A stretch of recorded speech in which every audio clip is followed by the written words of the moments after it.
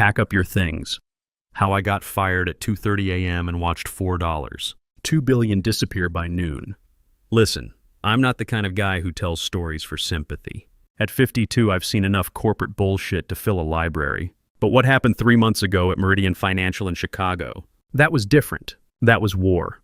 My name is Thomas Warren, and for 15 years I was the senior systems architect who kept their trading algorithms humming. While the hotshots in suits collected bonuses for closing deals, I was the invisible guy making sure Tokyo's morning trades didn't crash into London's closing bell. My code wasn't glamorous, but it moved billions without missing a beat. I'd given up everything for that place. Missed my kid Michael's graduation because of a system emergency. Worked through my divorce because the markets never sleep. Even skipped my father's funeral when Singapore had a meltdown that needed my immediate attention. I told myself it mattered, that the sacrifice meant something. Bradley Thornton never saw it that way. Our VP of operations was one of those MBA types who thought experience was just legacy thinking. At 45, he had all the corporate buzzwords but couldn't debug a line of code if his life depended on it. To him, I wasn't a craftsman who'd built something lasting. I was an obstacle to his CEO ambitions. For months, I'd watched him circle like a vulture.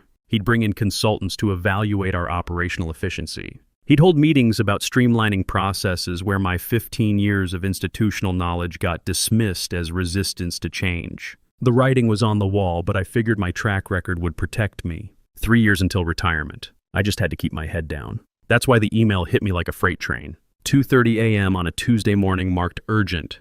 Immediate response required. Trading algorithm synchronization directive. My phone buzzed on the nightstand, but for once in 15 years, I didn't wake up. The Ambien had finally won. By 8:47 a.m., I was sitting in HR with my badge already deactivated and a termination letter with yesterday's date. Bradley stood there in his $1,000 suit, each word clipped and rehearsed. You failed to respond to a critical directive. This kind of negligence puts the entire firm at risk. The irony burned. 15 years of perfect response times, and the one night I slept through an email became my execution. But here's what really twisted the knife. The paperwork was already printed. The decision had been made before I ever failed to respond. I'd been set up, and we both knew it. Walking out of that building felt like a death march. 15 years of my life reduced to a cardboard box and a security escort. My team, guys I'd mentored, taught everything they knew, couldn't even look me in the eye. I got it. Mortgages, kids, college funds. Nobody wanted to be next on Bradley's hit list. But Kyle Rodriguez was different. 28 years old, sharp as hell, and the closest thing to a son I had at work. As security walked me past his desk, he slipped me something. A folded piece of paper, quick as a pickpocket. The system remembers everything, he whispered without looking up from his screen. I didn't open it until I reached Murphy's Pub 3 blocks away. The place was nearly empty at 10 in the morning. Just a few day drinkers and the bartender who'd seen better decades. My hands were shaking as I unfolded Kyle's note. Check the compliance logs. Bradley's override signature is all over the 2:30 a.m. directive. The bastard signed your name to it. My blood went cold. That email wasn't just a trap, it was forgery. Bradley had used my administrative credentials to push through a directive that violated every protocol I'd spent years building. Then he sat back and waited for me to fail to respond to his own illegal command. I pulled out my laptop right there in the bar, hands trembling with rage. My access should have been killed, but Kyle was right. The system remembered everything. Deep in the architecture I'd built was a hidden compliance monitoring protocol, something I'd coded years ago as insurance against exactly this kind of corporate backstabbing. There it was, clear as daylight in the audit trail. Override authorization, T. Warren, executed by B. Thornton 022743. The smoking gun time-stamped and logged. Bradley had committed fraud using my credentials, then fired me for not responding to his own fabricated emergency. The bartender asked if I wanted another beer. I'd already finished 3 without realizing it. The alcohol was mixing with 15 years of suppressed anger, creating a cocktail of rage that made my vision blur. Instead of staying cool and planning my next move strategically, I let emotion take the wheel. I drove straight back to Meridian's parking garage and waited. When Bradley strutted out at 6 p.m., still basking in his victory, still wearing that smug smile that said he'd gotten away with it, I couldn't contain myself anymore. "Enjoy the fraud charges," I said, shoving printouts of the logs in his face. My system caught every keystroke, you piece of garbage. The security cameras are going to love watching you try to explain this to federal investigators. Bradley's smug smile faltered for about 2 seconds. Then it came back twice as wide. Thomas Warren threatening me in a parking garage? How's that going to look on the security cameras? Bradley's voice was calm, almost amused. You're making this too easy for me, Tom. That's when I realized I'd just blown my advantage. The cameras captured everything. Me looking unhinged, him playing the victim. Worse, I'd shown my hand. He now knew about the compliance logs, knew what evidence I had, and had time to prepare his defense. Within 48 hours, Bradley's counterattack began.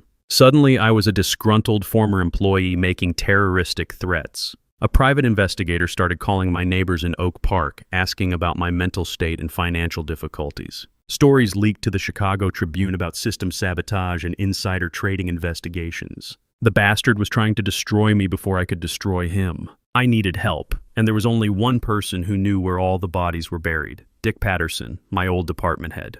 Dick had retired 6 months earlier after 35 years at Meridian. He'd been my mentor, my protector, the guy who taught me everything about navigating corporate politics while keeping your integrity intact.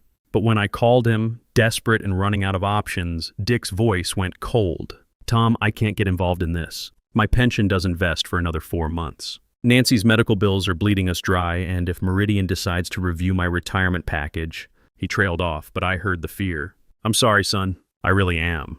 But I've got 6 grandkids to think about. I understood, but it still felt like a knife in the back. Dick had the institutional knowledge to back up my claims. He knew about Bradley's pattern of pushing through questionable trades, about the compliance shortcuts, about the political maneuvering that had gotten me axed. Without him, I was just another bitter ex-employee with a grudge. My son, Michael, called that evening from his apartment in Lincoln Park. Dad, what the hell is going on? My boss is asking questions about you. There are reporters calling the office. He sounded tired, older than his 24 years. I need to know if any of this stuff about sabotage is true. The doubt in his voice cut deeper than Bradley's betrayal. My own kid was wondering if his father was a criminal. I tried to explain about the fraud, about Bradley's manipulation, about the evidence I'd uncovered. But all he heard was that his dad was at the center of a corporate scandal that was threatening his own career at a competing firm. Maybe you should just let it go, Dad. Start over somewhere else. This fight isn't worth destroying both our lives over. But I couldn't let it go. Not when I was right. Not when I had proof. While I was begging old mentors for help and watching my relationship with my son deteriorate, Bradley was busy spinning his narrative. The Chicago Business Journal ran a piece about modernization efforts at Meridian, painting my firing as part of streamlining legacy operations. Anonymous sources, clearly Bradley's people, described me as resistant to change and potentially unstable. The private investigator Bradley hired was thorough. I'll give him that. Within a week, neighbors were getting calls asking about my drinking habits, my financial situation, whether I'd seemed angry or erratic lately. The guy even contacted my ex-wife in Arizona, fishing for dirt about our divorce 8 years ago. Bradley's real masterpiece came when he leaked a story to the Tribune about a disgruntled systems architect who might have sabotaged Meridian's trading platforms before his termination. The article didn't name me directly, but anyone in the Chicago financial community could connect the dots. Suddenly, I wasn't just unemployed, I was radioactive. But Bradley had made one crucial mistake. His fraudulent directive wasn't just sitting in some hidden log file. It was actively corrupting the trading system in real time. On Thursday morning, exactly 1 week after my termination, the trading algorithms started showing stress fractures. Nothing dramatic at first, just tiny timing discrepancies that most people wouldn't notice. Millisecond delays, that shouldn't matter in normal circumstances. Except in algorithmic trading, milliseconds are lifetimes, and I designed those systems to be incredibly sensitive to timing irregularities. One small hiccup cascades into bigger problems, and bigger problems spiral into complete system failure. It's a feature, not a bug. Better to shut down gracefully than execute bad trades that could bankrupt clients. Kyle texted me updates throughout the day. Asian markets closing with errors. European session showing lag. Tom, it's falling apart exactly like you always warned it would. The beautiful irony wasn't lost on me. Bradley's 2:30 a.m. directive, the fraudulent one that got me fired, had introduced a timing conflict into the core synchronization protocol. My system was trying to execute trades according to parameters that made no mathematical sense. It was like asking a calculator to divide by 0 over and over again. By Friday afternoon, the cascade was unstoppable. Trade confirmations were bouncing back from exchanges. Settlement systems were rejecting transactions. The compliance algorithms I'd built to catch irregularities were now catching everything because everything was irregular. I sat in my living room watching Bloomberg News report on technical difficulties at Meridian Financial. The talking heads used words like temporary disruption and minor adjustments, but I could read between the lines. This wasn't a glitch. This was systematic collapse. My landline rang at 11 p.m. Dick Patterson's name on the caller ID. Tom, Dick's voice was different now. Older, scared. My pension just vested this morning. Early release due to health concerns. He paused, and I could hear him breathing heavily. Nancy's been telling me for weeks that I'm a coward. She's right. When can we meet? The cavalry was finally coming, but I wondered if it would be too late. We met Saturday morning at a diner in Elmhurst, halfway between our suburban homes. Dick looked like he'd aged 5 years in the 6 months since retirement. His hair was completely gray now, and there were worry lines around his eyes that hadn't been there before. I've been thinking about what you said, Tom, about Bradley's pattern of behavior. He stirred his coffee absently. I kept quiet about things I should have reported. Trades that didn't make sense. Override commands that bypassed risk management protocols. I told myself it wasn't my job to police every decision, that I was just months away from retirement. Dick pulled out a manila envelope thick with documents, but I kept copies of everything. Every questionable directive, every compliance shortcut, every time Bradley pressured the trading desk to execute orders that violated our own risk parameters. I never thought I'd need them, but the evidence was damning. Dozens of instances over the past 2 years where Bradley had pushed through trades that should have been flagged by compliance systems. Pattern recognition reports showing suspicious timing on derivative purchases that coincided with his access to confidential client information. Risk assessment overrides that had cost the firm millions in exposure. This is securities fraud, Dick. Multiple counts. Why didn't you report this when it happened? He looked older than his 59 years. Because I'm a coward, Tom.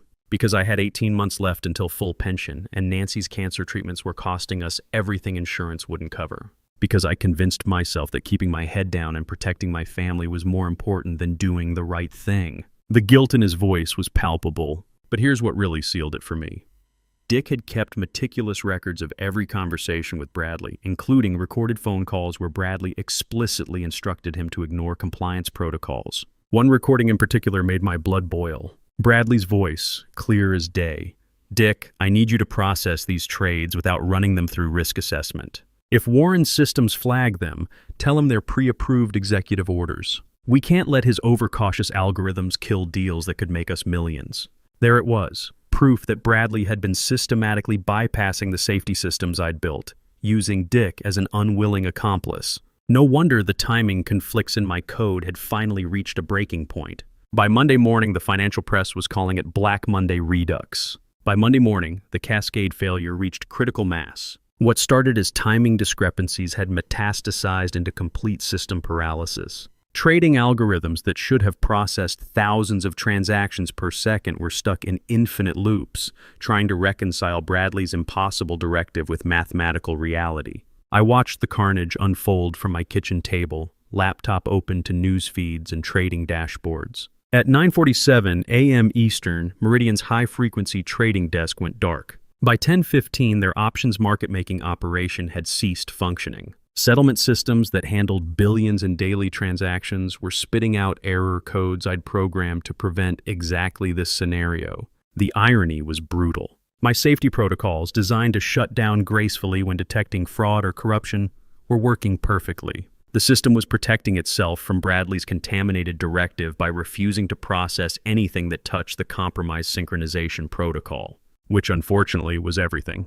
Kyle sent me real-time updates from inside the building, emergency meetings on every floor, phones ringing nonstop. Bradley's running around like a chicken with his head cut off, screaming about legacy system failures and sabotage. The media picked up the story by noon. CNBC ran a breaking news banner, Meridian Financial experiences major trading system outage. Bloomberg reported billions in delayed transactions and regulatory scrutiny expected. But they were still treating it like a technical glitch, not understanding the true scope of what was happening. Because this wasn't just about Meridian anymore. Our algorithms connected to dozens of other financial institutions through inter-dealer networks. When our system started rejecting trades, it created a bottleneck that backed up across the entire Chicago trading ecosystem. Settlement delays at Meridian meant payment delays for pension funds, hedge funds, and international banks that relied on our infrastructure. By 2 p.m., the damage estimate hit $4.2 billion in frozen or failed transactions. 28,000 jobs across the financial district were affected as trading desks shut down operations rather than risk executing trades through unstable systems. The Chicago Mercantile Exchange issued a rare advisory warning about technical difficulties with major market participants. Dick Patterson called me at 3:17 p.m., his voice shaking. "Tom, I just got off the phone with my contact at the SEC. They've launched an emergency investigation. The automated compliance system you built? It's been sending violation reports to federal regulators since Thursday. Every irregular transaction, every protocol breach, every piece of evidence about Bradley's fraud, it's all sitting in some federal database with timestamps and digital signatures. My hidden insurance policy had worked exactly as designed. For years, I'd embedded automated regulatory reporting into the deepest layers of the trading system. If anyone tried to manipulate trades or bypass compliance protocols, the system would immediately alert the Securities and Exchange Commission. I'd never told Bradley about this feature because I'd never told anyone about it.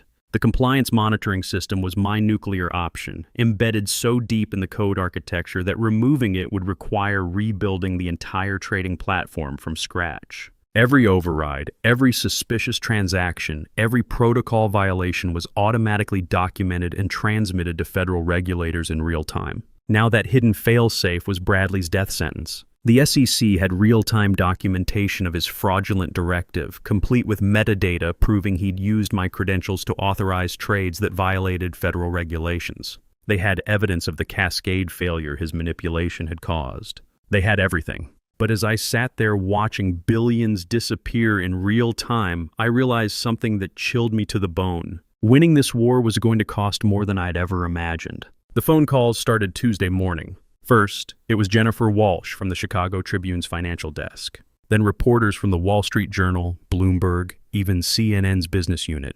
Everyone wanted to know about the mysterious systems architect whose code had brought down one of Chicago's largest trading firms. Some of the coverage was sympathetic. The Tribune ran a piece titled "The Whistleblower Who Saved Chicago," painting me as a principled engineer who'd exposed massive fraud. But other outlets focused on the economic damage. 28,000 people out of work. Pension funds frozen. Retirement accounts locked up for weeks while regulators sorted through the mess. My neighbor, Mrs. Patterson, no relation to Dick, cornered me at the mailbox Tuesday afternoon. Her voice was cold, accusatory. "My daughter works at Harris Bank. She's been laid off because of your little revenge scheme. I hope you're proud of yourself." The guilt hit harder than I expected. These weren't abstract numbers on a screen. They were real people whose lives had been disrupted because I'd built systems that chose integrity over convenience. Children whose college funds were temporarily frozen. Retirees whose monthly checks had been delayed. Small business owners who couldn't access credit lines because their bank's trading partnerships with Meridian had been suspended. Kyle called me Wednesday morning, his voice tight with stress. "Tom, Bradley's losing his mind.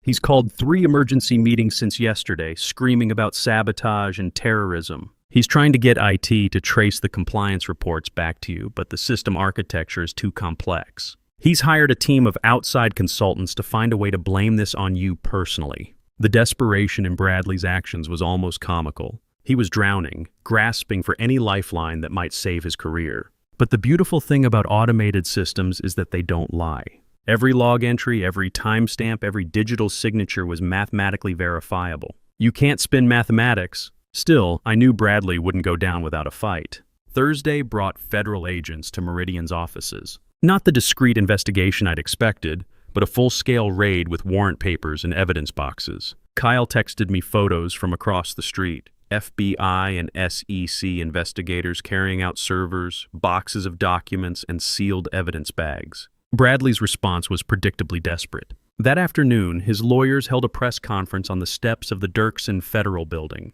Bradley stood behind them, looking haggard but defiant, as his lead attorney painted me as a disgruntled employee who'd sabotaged critical financial infrastructure out of personal spite. Mr. Warren built back doors into Meridian's trading system specifically to cause maximum damage when terminated, the lawyer claimed. This was a premeditated attack on the stability of Chicago's financial markets, orchestrated by a man who put personal revenge above the welfare of thousands of innocent employees and investors. It was a clever strategy. Admit that the systems had been compromised, but blame the architect rather than the executive who'd corrupted them.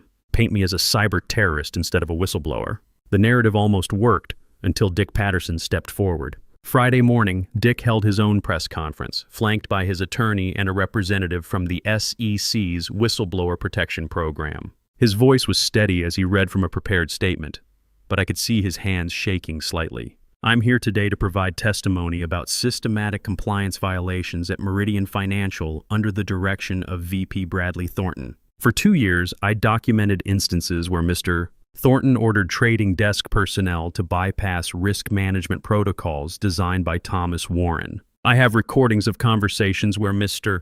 Thornton explicitly instructed staff to ignore compliance safeguards. Dick held up a USB drive. This contains 47 recorded conversations, internal memos, and trading records that prove Mr. Thornton's pattern of regulatory violations. Mr. Warren's systems didn't fail. They performed exactly as designed when they detected this systematic fraud. The press conference was a masterclass in calm, factual testimony. Dick laid out the timeline methodically. Bradley's arrival at Meridian 3 years ago, the gradual erosion of compliance protocols, the pressure on technical staff to disable safety features, and finally the fraudulent directive that triggered the system's defensive shutdown. But Bradley wasn't finished. His final desperate move came that evening when his private investigator released what he claimed were my personal financial records, suggesting I'd been planning this sabotage for months while secretly shorting Meridian's stock. The records were fabricated, of course, but convincing enough to plant doubt. Suddenly, my motivation wasn't whistleblowing, it was insider trading. The narrative shifted again. I hadn't just sabotaged the system out of spite, I'd profited from the chaos I'd created. My phone rang at midnight. My son Michael's name on the caller ID. Dad, I need to ask you something, and I need you to be completely honest. Dad, I need to ask you something, and I need you to be completely honest. Michael's voice was strained, tired.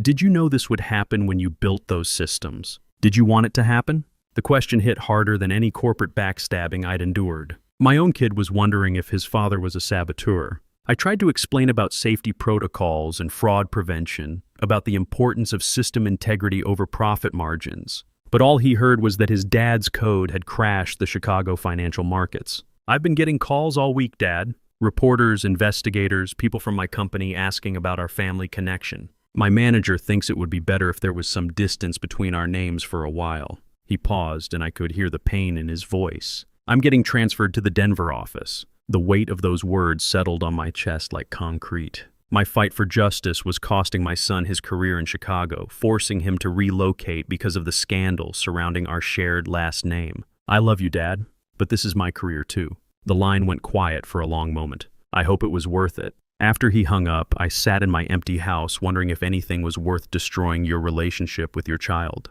The federal investigation was proceeding, the evidence was overwhelming, and Bradley would likely face serious prison time. But victory felt hollow when it came at the cost of driving away the person who mattered most. Saturday brought unexpected vindication. The SEC released a preliminary report that cleared me of any wrongdoing and confirmed that the trading system collapse was caused by fraudulent directives that violated federal securities regulations. More importantly, their forensic analysis proved that the fabricated financial records Bradley's team had released were completely false. The commission's statement was unambiguous. Mr. Warren's compliance monitoring systems performed exactly as designed when they detected systematic fraud. The automated shutdown protocols prevented significantly greater financial damage by stopping compromised trades before they could propagate throughout the broader financial network. Kyle called that afternoon with news from inside Meridian.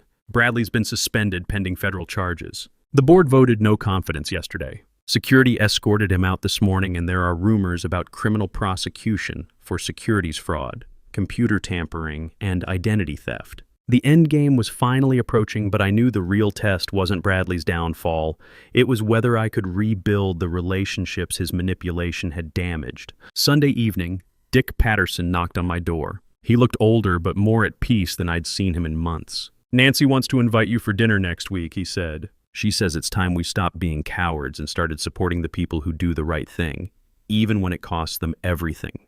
For the first time in weeks, I smiled. Monday morning brought the news I'd been waiting for. Federal agents arrested Bradley Thornton at his Lincoln Park home at 6 a.m. The charges read like a white-collar crime greatest hits album: securities fraud, computer tampering, falsification of trading records, identity theft for using my credentials, and conspiracy to manipulate financial markets. The Chicago Tribune's front page showed Bradley doing the perp walk, his $1,000 suit wrinkled, his perfect hair disheveled.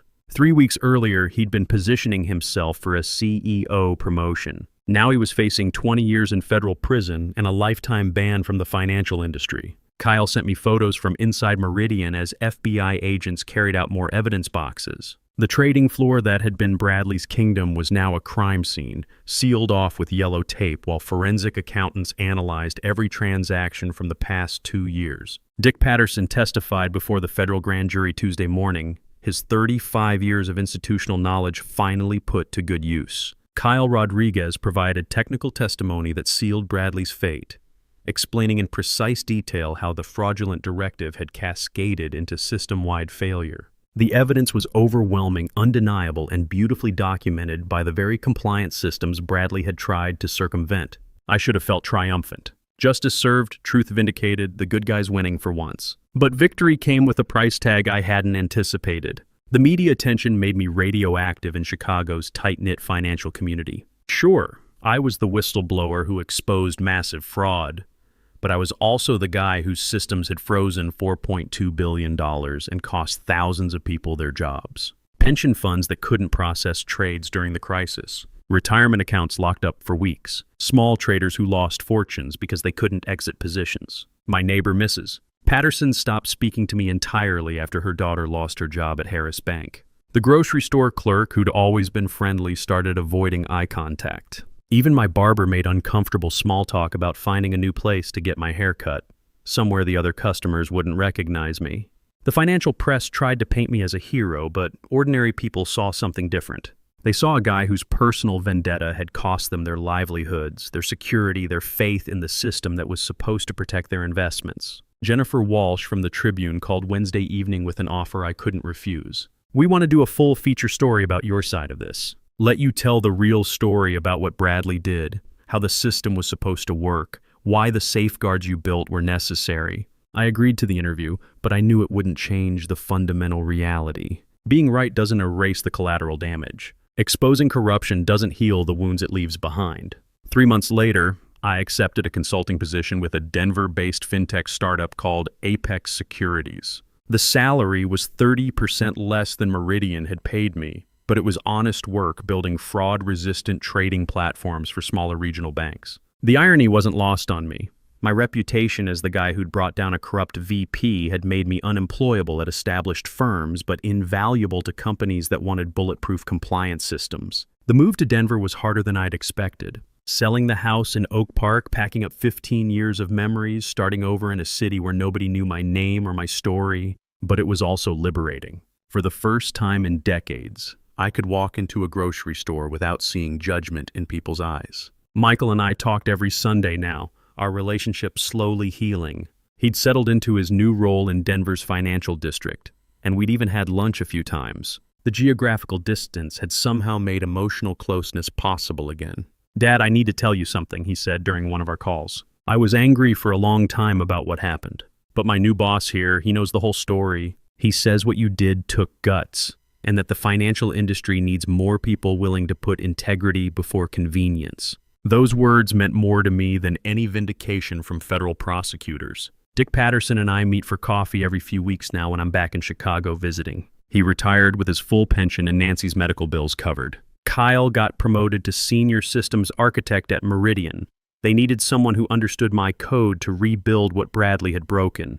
He sends me pictures of the new compliance dashboard he's built, incorporating lessons learned from our disaster. As for Bradley, his trial made national news. 22 years in federal prison, plus full restitution for the financial damages his fraud had caused. His wife divorced him before the sentencing, taking half of everything that hadn't been seized by federal asset forfeiture. His political connections evaporated the moment the handcuffs clicked shut. Last I heard, he was working in the prison laundry while his lawyers appealed his conviction. The federal prosecutor told reporters that Bradley's case would serve as a deterrent to other executives who thought they could manipulate financial systems for personal gain. Sometimes people ask me if it was worth it. Losing my home city, damaging my relationship with my son, watching thousands of innocent people suffer because I'd built systems that chose integrity over convenience. The answer isn't simple.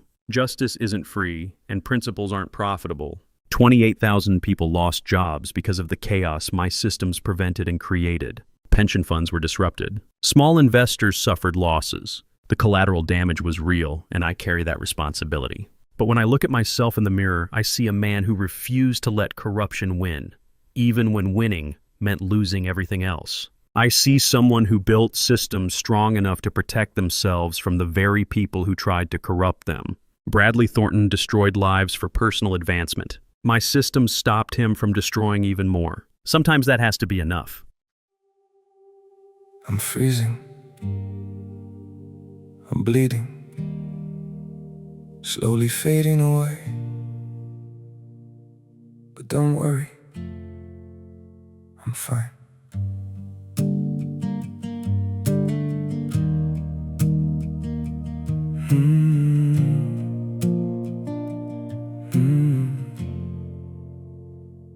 The cold has settled in my heartbeat, like winter living in my veins. Every breath feels numb and fragile. Every smile just hides the pain. I'm breaking quietly in silence, falling slow without a sound. Yet I keep saying I'm okay, while my world burns to the ground. I'm frozen here, I'm bleeding slowly, dying piece by piece inside. But I still whisper, it's alright, just to keep you from goodbye. I'm shattered, love, but don't you worry, I'll pretend till my last breath. Even while my soul is fading, I'll say everything's okay. Maybe pain just learned to live here. Maybe sorrow feels like home. So I wear my wounds like armor and survive them all alone. I'm frozen here, I'm bleeding slowly, dying piece by piece inside.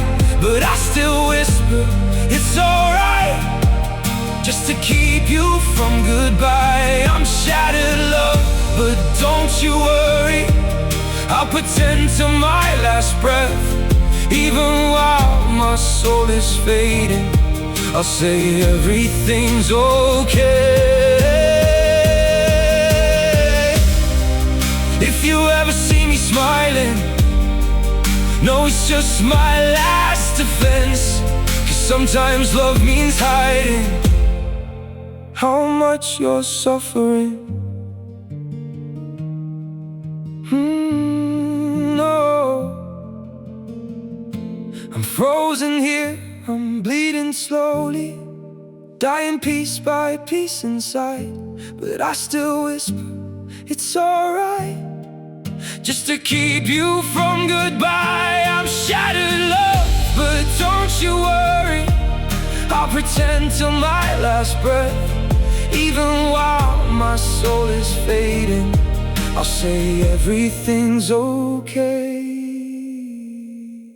It's okay.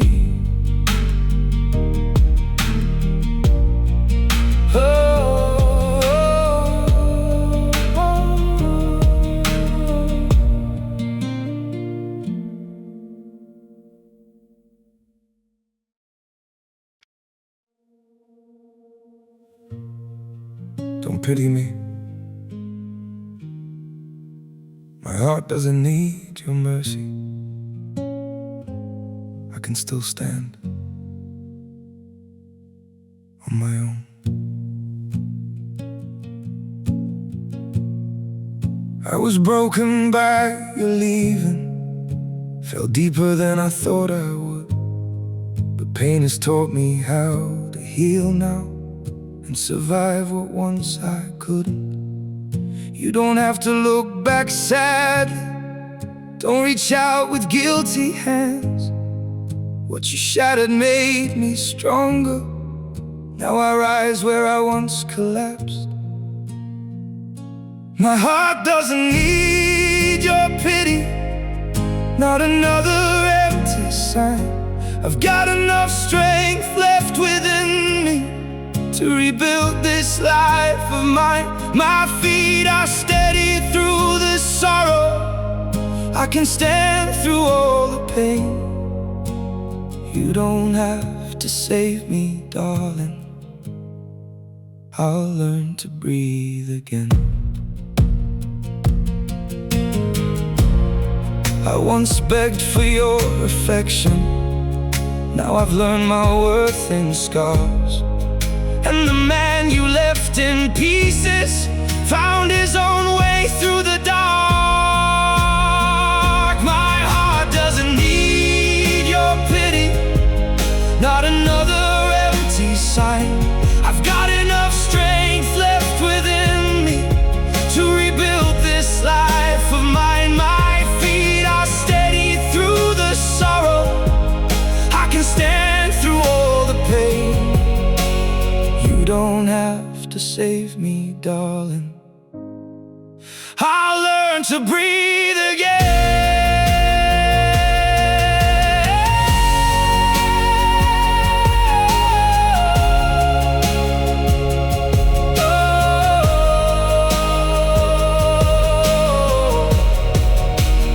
So keep your sympathy behind you.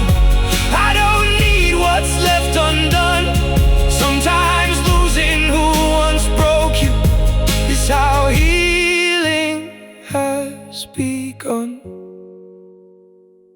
My heart doesn't need your pity, not another empty sign. I've got enough strength left within me to rebuild this life of mine. My feet are steady through the sorrow. I can stand through all the pain. You don't have to save me, darling. I'll rise alone again.